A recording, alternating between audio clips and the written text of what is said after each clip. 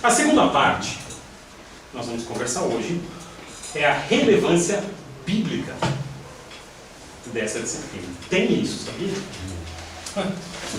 Então, como eu estou aqui, eu decidi pregar um sermãozinho para vocês. Posso ou não? Vocês têm Bíblia ou não? Se viram aí com uma Bíblia? Legal. Estamos 1, 2, 3, 4, 5, 6, 7, 8, 9, 10, 11. Se coloca no lugar de alguém que tem a tarefa de preparar 11, 12 homens para o ministério. Você não quer que essas pessoas tenham nenhuma ilusão do que é o ministério, achando que o ministério é um mar de rosa. Ao mesmo tempo você quer encorajá-los, você não quer, você vai falar a verdade, a realidade, e não quer desanimá-los. Se colocando no lugar de alguém que tem que falar para 11 pessoas, o que você falaria? Oi? Pois é, eu não preciso responder essa pergunta. Foi exatamente isso que Jesus fez em Mateus capítulo 10. Foi exatamente isso que ele estava fazendo com seus discípulos, com seus 12 homens, preparando esses camaradas para o ministério. Abre comigo então, Mateus 10, 16 a 20.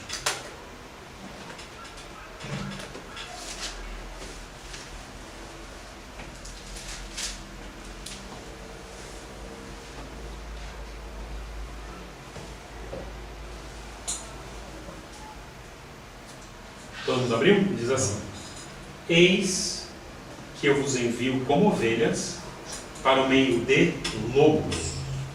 Sede, portanto, prudentes como as serpentes e simples como as pombas. E acautelai-vos dos homens, porque vos entregarão aos tribunais e vos açoitarão nas suas sinagogas. Por minha causa sereis levados à presença de governadores e de reis, para lhes servir de testemunho a eles e aos gentios. E quando vos entregarem, não cundeis em como ou o que haveis de falar, porque naquela hora vos será concedido o que haveis de dizer, visto que não sois vós os que falais, mas o Espírito do vosso Pai, quem fala em vós. Jesus está aqui num momento muito específico. Ele está falando com os seus discípulos, os 70 homens, na verdade, não são só os 12, a respeito da primeira experiência ministerial sozinhos ali que eles vão ter, ali nas vilas de Israel.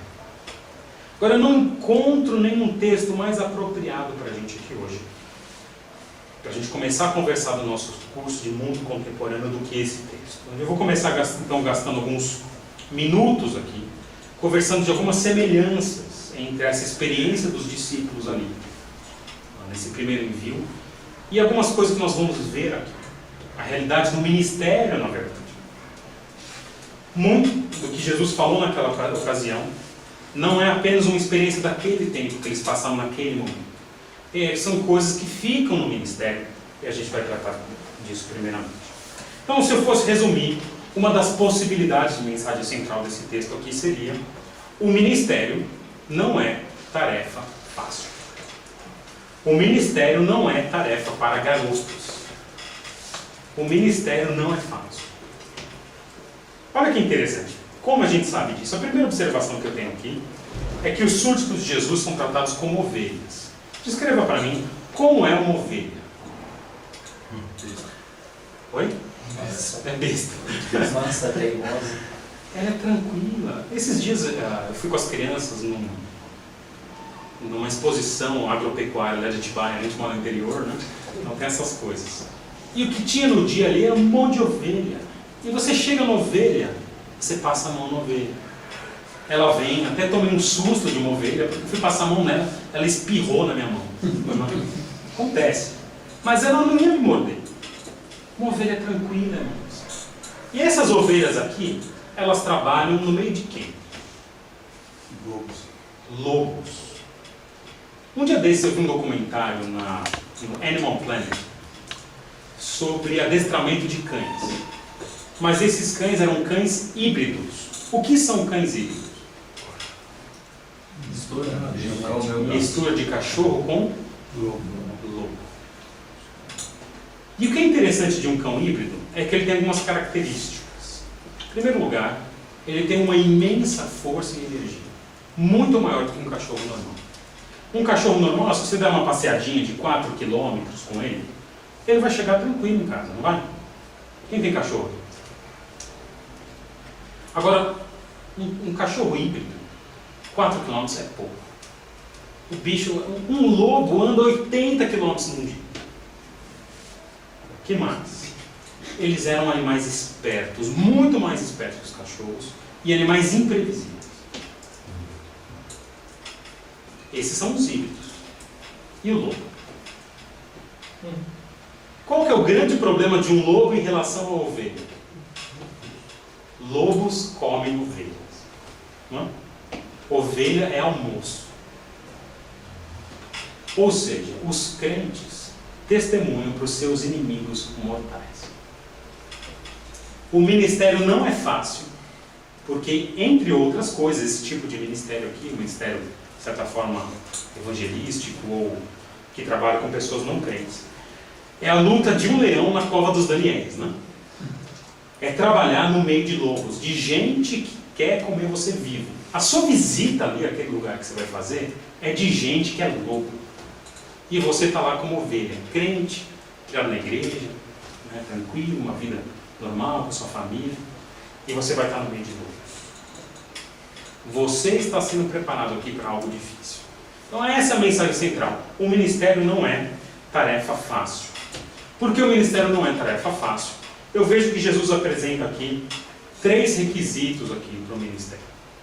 3 requisitos, e 2 deles, pelo menos, tem muito que ver com a nossa matéria. O primeiro requisito está mais uma vez no versículo 16.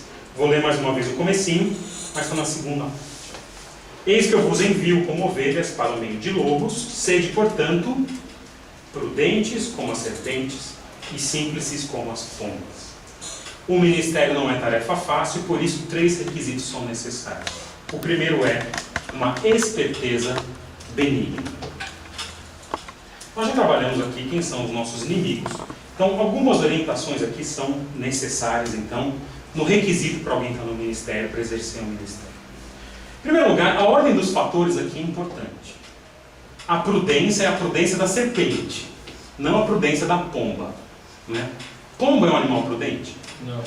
Não. Você está de carro, né? E você vai andando ali, e você vê um monte de pomba no asfalto. E você vai chegando. O que acontece com as pombas? Algumas outras, né? Algumas voam e outras esquecem de voar, né? Né? E aí você sai e faz aqui, apenas, aí você olha no retrovisor, está lá uma pomba estatelando. Se tem uma coisa que a pomba não é prudente. Não é verdade? Olha lá, você mata um monte de pomba, né? As do meu telhado lá são prudentíssimas, elas não podem nem me ver. Então, com exceção das pombas do pastor Thomas, as demais pombas não são muito. São híbridas. São híbridas. Como é uma serpente? É sagaz, né? Quantos aqui já tiveram experiência com cobra? Olha, teve um dia, ninguém acredita nisso, mas é verdade, né? Eu juro com essa boca que a terra há de comer. Teve um dia em Brasília que eu matei 3 cobras. 2 corais e uma cobra preta. Isso eu quero ver. Isso eu quero ver. Você filmou? Não. Porque havia um incêndio ali, perto onde eu morava. As cobras devem ter saído naquele dia. Enfim. Mas é difícil você ver uma cobra, não é verdade? É raro, não? Eu tenho 36 anos, gosto demais de mato e conto nos dedos as vezes que eu vi cobra. Recentemente eu vi uma. Eu não, quem viu foi a Ana, minha filha. Fomos chegando no parquinho do Palavra da Vida e eu ensinei meus filhos, falei, se vocês viram uma cobra, nunca brinquem com isso. É o tipo de informação que você não pode brincar. Então eles rolou até disciplina com essas coisas, mas eles aprenderam. Então eu estava caminhando livre, leve, faceiro, né? Chegamos com as crianças no parquinho, sorte que nesse dia eu estava na frente e as crianças atrás, porque em geral é o contrário. E a minha filha falou, pai, uma cobra. Como eu sei que ela não vai brincar com isso, eu falei, opa, deve ser verdade. A 2 metros de mim, passou uma cobra por ela. E ela fez que nem a pomba, ficou lá, né? Foi. A cobra não faz isso. Na hora que ela me viu, ela saiu correndo e se escondeu numa arbusto ali perto do parque. nunca mais foi vista. Não sabemos onde está. Cobras são prudentes. E pombas não são prudentes. Então, a ordem dos fatores aqui é importante. Então, se a primeira coisa que eu queria falar para vocês é que no ministério você tem que ser esperto. No ministério você tem que ser prudente. No ministério você tem que ser uma cobra. Jesus. Oi? Jesus. Sem dúvida. No ministério, olha, se tem um diploma que alguém no ministério deve ganhar, deve ser emitido pelo Butantan. Ministério é algo que exige esperteza. Tem que ser liso para algumas coisas. Tem que ser esperto. Tem que conhecer especialmente o que vai ser dito aqui nesse texto aqui depois. Não há espaço para ingenuidade, especialmente no ministério. Mas não basta ser esperto. No ministério tem que ser simplices, que está dito. O que é uma pessoa ou um animal aqui simples? O que é isso? O que ele está dizendo com isso? Quem não quer ser vista, pessoa que é discreta. Acho que não. Essa palavra é difícil no Novo Testamento. Ela só aparece mais 2 vezes. Acho que é alguém que não chega altivo, né? Achando que sabe tudo. É, não arrogante. Vou mostrar para vocês as ocorrências e a gente vai entender o que essa palavra quer dizer. Romanos 16, 19.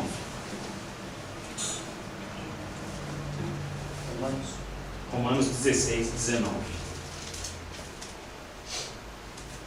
Pois a vossa obediência é conhecida por todos. Por isso me alegro a vosso respeito. E quero que sejais sábios para o bem e simples para o mal. Opa! Já começo a entender mais ou menos o que é essa palavra aqui no Novo Testamento. Filipenses 2,15. Opa! Falou Filipenses, a coisa O feia. negócio vai explodir do Chegou. meu lado. Arrebatamento aqui. Chegou primeiro. Diz assim, Filipenses 2. 2,15.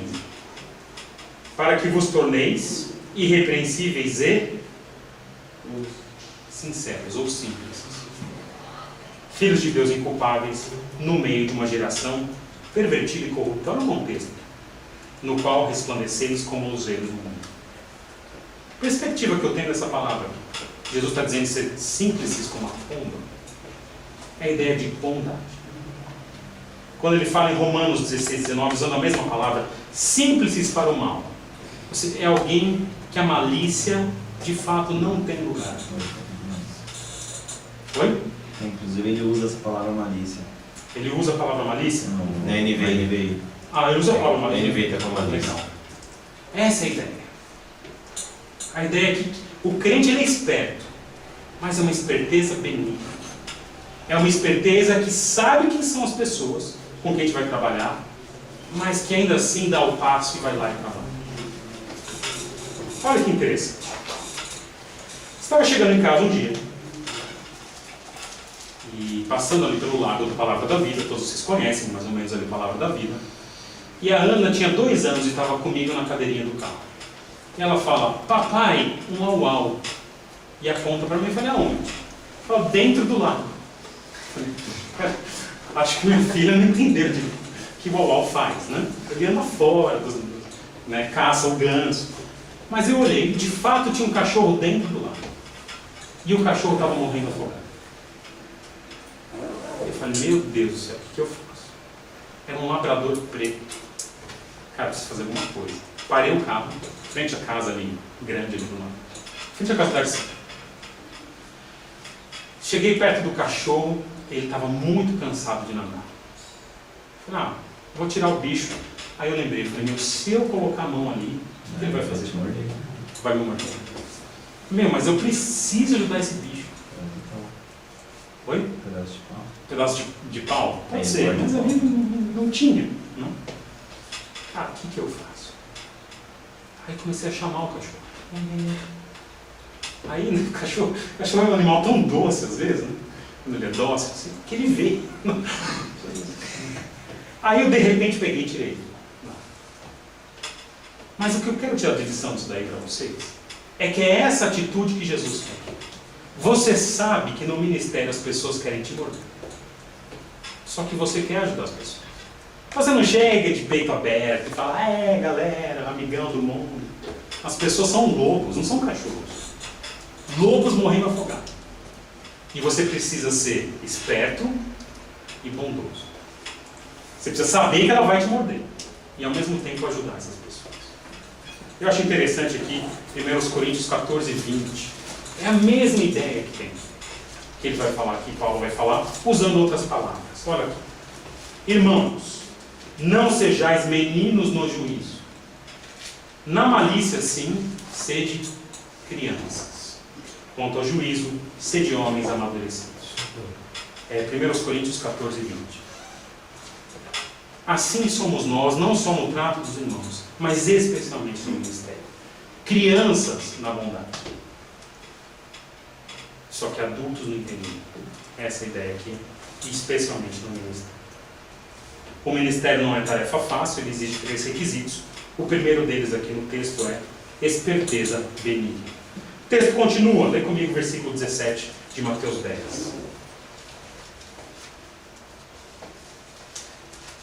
Segundo requisito para o ministério, diz assim: e acautelai-vos dos homens, porque vos entregarão aos tribunais, e vos açoitarão nas suas sinagogas. Por minha causa sereis levados à presença de governadores e de reis, para lhes servir de testemunho a eles e aos gentios. Se o primeiro requisito, já que o ministério não é tarefa fácil, para estar no ministério é esperteza benigna, o segundo requisito é o conhecimento do mundo ao redor. Se eu olho esse texto aqui, vendo quem é Jesus, eu posso falar algo para vocês aqui. Eis alguém que sabe muito bem como funciona o seu mundo contemporâneo. Ele sabe o que ele está falando quando ele manda esses discípulos aqui para atuar naquele mundo que eles viviam. É alguém que conhece em detalhes o risco de pregar o Evangelho. É alguém que sabe o que pode acontecer com tribunais, com açoites na sinagoga dos judeus, com governadores, com reis, com gentios. Eis alguém que sabe como o mundo à sua volta funciona. Entende muito bem o mundo contemporâneo. Interessante que, como eu gostaria que alguém tivesse me falado o que era o mundo em que eu ia atuar quando eu fui enviado como missionário a primeira vez lá para a África. O pessoal sempre fala de como Deus atua, como é a salvação dos perdidos. Pô, que lindo! Pô, ninguém me falou que ia pegar uma equipe daquela que eu peguei. Ninguém me falou que ia ter problema de visto. Ninguém me falou tanto rolo que tinha. Por quê? Devia ter falado. Se um dia alguém aqui foi enviado para o campo e eu pregar no seu de envio, se prepara. Eu vou falar. Ou antes, né? Porque Jesus está enviando os caras para a primeira experiência de ministério. Depois eles iam ter 30 anos de ministério. E Jesus fala exatamente como seria o ministério e as suas dificuldades. É importante falar da realidade das pessoas que estão no ministério. Agora, Jesus não para por aí. A gente só está lendo esse texto aqui. Versículo 21, por exemplo, ele vai dizer o seguinte: um irmão entregará à morte outro irmão. Versículo 22 agora: sereis odiados de todos por causa do meu nome. Versículo 23: quando vos perseguirem numa cidade, fugi para outra. Vocês vão ser fugitivos. Versículo 34: não vim para trazer paz à terra. Não vim trazer paz, mas espada. Ele, de fato, está mostrando aqui o que é o mundo da sua vida. Por isso essa matéria. Por isso a gente está estudando isso daqui. Para vocês saberem como que é o mundo. E saberem que vocês vão enfrentar na igreja que vocês pregarem, pastorearem, aqui ou em qualquer outro. Para saber como vai ser quando atuarem com os de fora. Vai ser exatamente assim, e a gente vai estudar justamente o mundo contemporâneo com base aqui no que Jesus fala. Há 18 a 20 anos atrás, eu me tornei membro da igreja evangélica de Rude Ramos, em São Bernardo do Campo. Foi a igreja que eu conheci a Dani, né? A igreja tem um carinho especial para essa igreja. Mas eu me lembro que no culto ali que a gente foi apresentado, era tudo no culto de domingo, convidaram um pastor velhinho para pregar naquela ocasião. Era a minha família, eu e outras pessoas ali que seríamos admitidos como membros da igreja. Na verdade, até Isso para mim era uma novidade. Eu sempre tinha participado das igrejas, nunca tinha sido membro. Para mim, para minha família, aquilo era uma mera formalidade, né? Mas eu tinha o desejo de realmente me comprometer com aquela igreja, né? Nós gostávamos do grupo ali, não é? Enfim. Só que eu lembro até hoje o teor do sermão daquele velhinho. E se eu fosse ter uma mensagem central, não lembro exatamente como ela era, mas seria alguma coisa mais ou menos assim. Hoje começam os problemas de vocês. Estamos ingressando na igreja, coração aberto, né? Poxa, já ser um sermão melhor, né? Eu nunca esqueci o que aquele velhinho falou. Porque o que ele falou, eu acho que ele conhecia a igreja. Eu acho que ele conhecia bem a liderança dele. Interessante isso. Falou, hoje, vocês não têm ideia, a casa vai cair.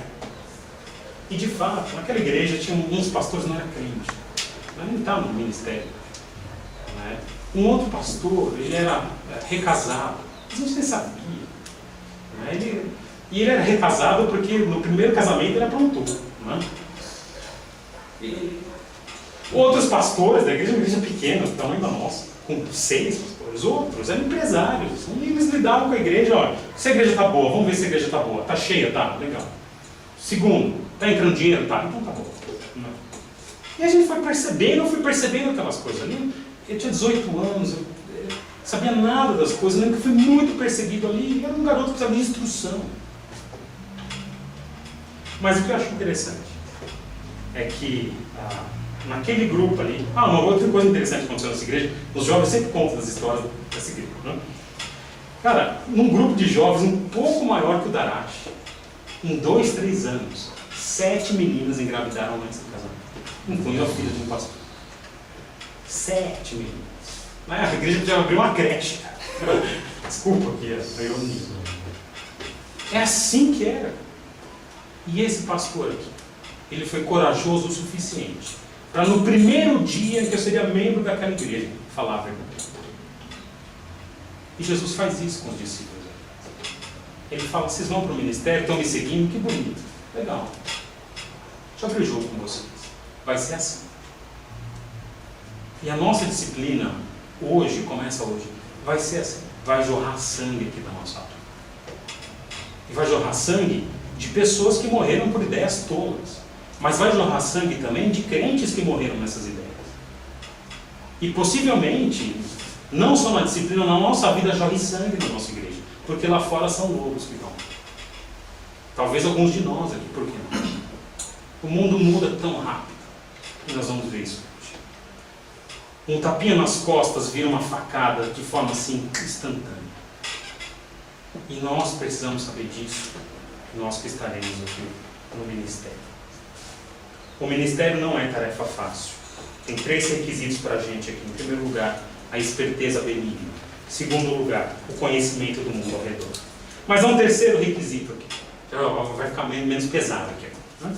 Versículos 19 e 20. Quando vos entregarem, não cuideis em como ou o que haveis de falar. Porque naquela hora vos será concedido o que haveis de dizer. Visto que não sois vós os que falais, mas o Espírito do vosso Pai é quem fala em vós. O terceiro requisito para estar no ministério é a certeza, é a confiança que Deus atua em favor dos seus servos. Não dá para estar no ministério sem essa certeza. Jesus deixa muito claro aqui, há esperança. É difícil, é terrível, ele exige coisas que nós não temos, a esperteza, a bondade. Exige um conhecimento que a gente não tem muitas vezes, do mundo, de como as coisas funcionam. Mas é possível. E é possível porque Deus está com os seus servos. A confiança plena na atuação de Deus aqui é o último requisito. Olha que interessante, acho muito bonito o que Jesus fala. Olha, não se preocupem nem com o conteúdo da sua mensagem. Porque como eu estou com vocês, quem vai falar através de vocês é o Espírito do Pai, que ele fala que é o Espírito Santo. E o ministério foi feito para pessoas que sabem disso. Pessoas que sabem que quem fala no nosso lugar não somos nós. Pessoas que sabem que não são espertas o suficiente, que não são boas o suficiente. Pessoas que não conhecem como as coisas funcionam. Mas mesmo assim, Jesus diz aqui, olha, não se preocupem, quem vai atuar no ministério sou eu. E ele enfatiza isso mais adiante. Ele não só fala das coisas comuns. Olha comigo, por exemplo, versículos 24 e 25. O discípulo não está acima do seu mestre, nem o servo acima do seu senhor. Essa ideia aqui é que nós temos uma continuidade aqui do que foi Jesus. Olha lá, basta o seu discípulo ser como seu mestre, e ao servo como seu senhor. Essa é a parte boa, né? Faz o que Jesus fez, tá bom, né? Agora, se chamaram Beelzebul ao dono da casa, quanto mais aos seus domésticos. Essa parte é ruim, né? Portanto, não os temais. Olha lá, se me perseguiram, não se preocupe, vão perseguir vocês, mas não os temais. Porque não há nada encoberto que não seja revelado. Isso vai aparecer. O que eu vos digo às escuras, dizei em plena luz, ele vai dizer depois. Versículo 28. Não temais, mais uma vez, os que matam o corpo, mas não podem matar a alma. 29. Nenhum fio de cabelo cairá sem o consentimento do vosso Pai. Versículo 30. Todos os cabelos da cabeça estão contados. Não temais, versículo 31. Enfim, não temais, confie no Pai. Essa é a ideia de Jesus. O ministério para quem confia. O ministério não é tarefa fácil. Tem 3 requisitos aqui para a sobrevivência nesse ministério: a esperteza benigna, o conhecimento do mundo ao redor, mas, sobretudo, a confiança plena na atuação de Deus. Para a gente terminar aqui, eu vou usar algo que eu estou reservando para uma ocasião muito especial, que foi um presente que eu recebi de um grande amigo meu da época de seminário. Alguns aqui já conhecem. Eu estava no Quênia e estava sofrendo um pouquinho ali. No Quênia já não foi tão ruim como tinha sido antes. Só que a Dani estava grávida da Ana e a gente estava com problemas de vista. E a Ana estava para nascer em 2, 3, 4 meses ali daquela época. E eu falei, meu Deus do céu, como que a gente vai fazer? O que eu estou fazendo aqui? Sem visto, meu visto vai vencer na semana que a Ana vai nascer. A previsão do parto. E essa missão não resolve as coisas, o que vai ser? E eu pensei assim, o que eu estou fazendo aqui? Por que eu estou no ministério no Quênia? Pô, o ministério é tão difícil, eu não sabia disso. Vou continuar? Vou parar? O que eu estou fazendo aqui? E eu fiz uma poesia a respeito disso. Poesia que eu chamo de ralo da alma, né? A alma precisa escoar para algum lugar, e aí é uma poesia que sai do ralo ali, sai. E eu tinha um blogzinho de poesia na época, coloquei lá. E um amigo meu viu, e ele é um músico fenomenal. E ele é aquele que, para bom músico, meia poesia basta. Ele pegou 2, 3 linhas de uma poesia e fez a música mais linda que eu vi na minha vida, né? Então ele fala que a música é nossa, a música é dele, cara, a letra é dele. Uma coisinha ou outra que ele pescou da minha poesia ali. E eu vou tocar essa música para vocês aqui. Para vocês verem que o ministério não é tarefa fácil. Mas é preciso avaliarmos o porquê nós estamos no ministério. Especialmente nesse terceiro ponto. Lembrando que Deus, Ele cuida daqueles que estão no ministério e a gente tem que confiar nisso. Então veja comigo, João Ivo, preciso da sua ajuda para tocar música aqui. A música está no pendrive, vamos lá. Deixa eu ver se tem som. Eu ouvi essa música ontem. Já só, tá direto. Não, mas vê se não tá. Cadê a música aqui? Tem volume na TV. Controle tá.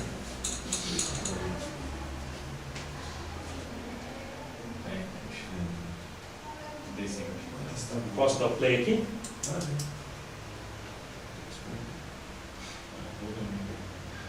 Nossa, então ele já leva pra cá.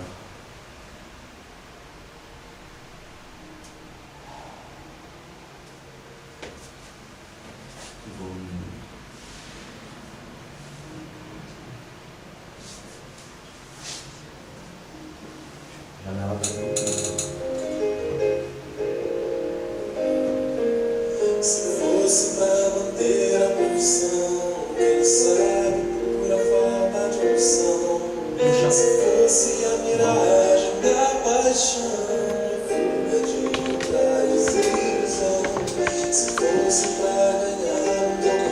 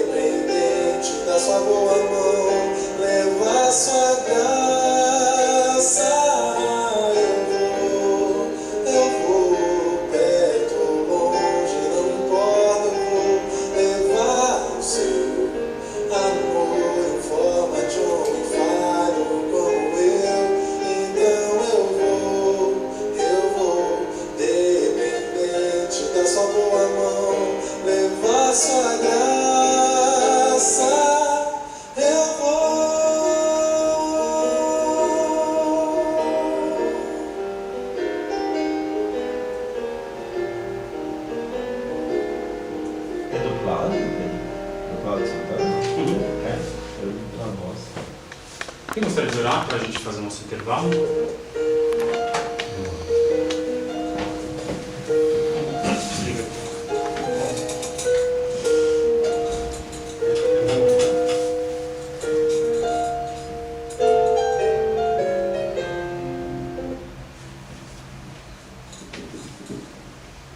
Obrigado, Senhor, por esses momentos introdutórios desta aula, esta matéria tão importante. Nós queremos, como homens que o Senhor redimiu, queremos nos colocar humildemente nas suas mãos para aprender, para conquistar maior preparo. Reconhecemos nossa inadequação para o ministério, nossa fraqueza. Sabemos que o mundo nos despreza, que nós mesmos, quando olhamos para nós, não nos sentimos preparados para a tarefa de propagar a sua mensagem. Nós queremos nos colocar humildemente nas suas mãos, nos submetemos ao Senhor, com o nosso coração e a nossa mente sendo entregues no seu altar, para que aprendamos com zelo, com seriedade, com empenho, tudo que o seu servo Pedro preparou para nos ensinar. E queremos suplicar que, saindo daqui, nós tenhamos no coração não somente alegria porque conquistamos conhecimentos maiores, mas também temos no coração uma disposição sincera em estender a mão para os perdidos que estão se afogando, ainda que saibamos que eles podem nos morder e nos ferir intensamente, que ainda assim tenhamos, além da prudência, tenhamos a benignidade de lhes estender a mão, de chamá-los docemente para o lugar seguro. Deus, coloque isso em nós, que esse hino que ouvimos agora seja o hino da nossa escola, seja o hino desse grupo, seja o hino desse grupo de homens que está aqui e que quer ser usado pelo Senhor. Que ele seja nossa filosofia de ministério e que nós encontremos nesse ideal estímulo para prosseguir. Nós pedimos isso, agradecemos por tudo que já ouvimos até aqui. Continua a nos falar, a nos ensinar, Senhor. Precisamos aprender, precisamos ser melhores, mais preparados para o seu serviço. Ajuda-nos a acolher essas coisas, entender e agir de conformidade com elas no ministério. Em nome de Jesus, suplicamos. Amém.